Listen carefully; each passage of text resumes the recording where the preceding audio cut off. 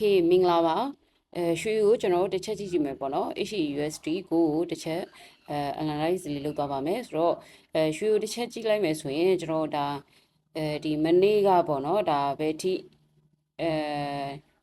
ဒီ higher point ပေါ့နော် higher point ကိုကျော်ပြီးတော့ဒီမှာကျွန်တော်ဘယ်ထိတက်ခဲ့လဲဆိုရင်4800ထိတက်ခဲ့တယ်ပေါ့နော်4800ထိတက်ခဲ့တယ်ဒီမှာ higher point ကျွန်တော်ဒါမှတ်ထားခဲ့တဲ့ zone ပေါ့နော်ဒါ4935ပေါ့နော်ဒီ zone ဒီကနေပြီးတော့ကျွန်တော်တို့ဒီရဲ့အမြင့်ဆုံးမှတ်ကိုကျွန်တော်ရွှေကဒါကျော်တက်သွားတယ်ဆိုတော့ဒီမှာ4800နေပြီးတော့ဒါပြန်ကန်ပြီးတော့ဒါဆင်းလာတယ်ပေါ့နော်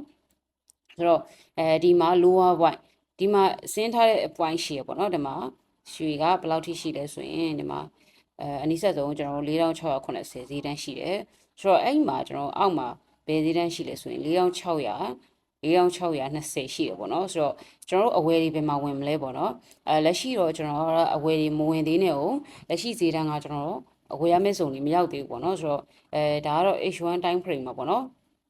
4620လောက်မှာကျွန်တော်တို့ဝယ်ပါအဝယ်တွေဆိုတော့ဒီနေ့မှာကျွန်တော်ရွှေကကျွန်တော်ဒီစုံ4800နဲ့ဒီ4600ဒီကြားထဲမှာပဲရှိနေနိုင်တယ်ပေါ့နော်ဆိုတော့ဒီညမှာလည်းဒါသတင်းရှိတယ်သတင်းက initial job claim ပေါ့နော်အဲ့ဒီသတင်းတစ်ခုတော့ရှိပါတယ်ဆိုတော့ည9နာရီမှာ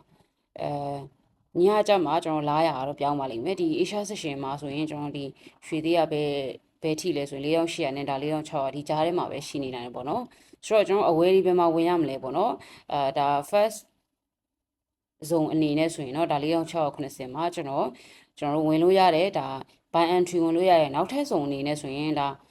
နောက်ထပ် confirmation zone က4620ဒီမှာကျွန်တော်အဝယ်တွေဝင်လို့ရတယ် okay sell entry ကကျွန်တော်အပေါ်ရောက်မှာပေါ့เนาะကျွန်တော်4600sorry 4800ဒီဝင်းချင်ရောက်မှာကျွန်တော်အယောင်းမှာဒါမနေ့ကလည်းကျွန်တော်အယောင်းတစ်ချောင်းပေးခဲ့တယ်ပေါ့နော်ဒါပေမဲ့ထိတော့မထိခဲ့ဘူး4810မှာကျွန်တော်ပေးခဲ့တယ်ဒါပေမဲ့ရှူရဘယ်လောက်ထိ46004800ကနေပြီးတော့ရွှေကပြန်ဆင်းလာတာပေါ့နော်ဆိုတော့ကျွန်တော်ရဲ့ဒီအယောင်းက sell limit ကမထိလိုက်ဘူးပေါ့နော်ဆိုတော့ဒီနေ့ကတော့ကျွန်တော်လာလိုက်မယ်အဲ့လောက်မှာအယောင်းမှာအဝယ်ကတော့ကျွန်တော်4620မှာဝယ်ပါဆိုတော့ okay ဒီနေ့လည်းအားလုံးမြတ်ကြမယ်လို့မျှော်လင့်ပါတယ်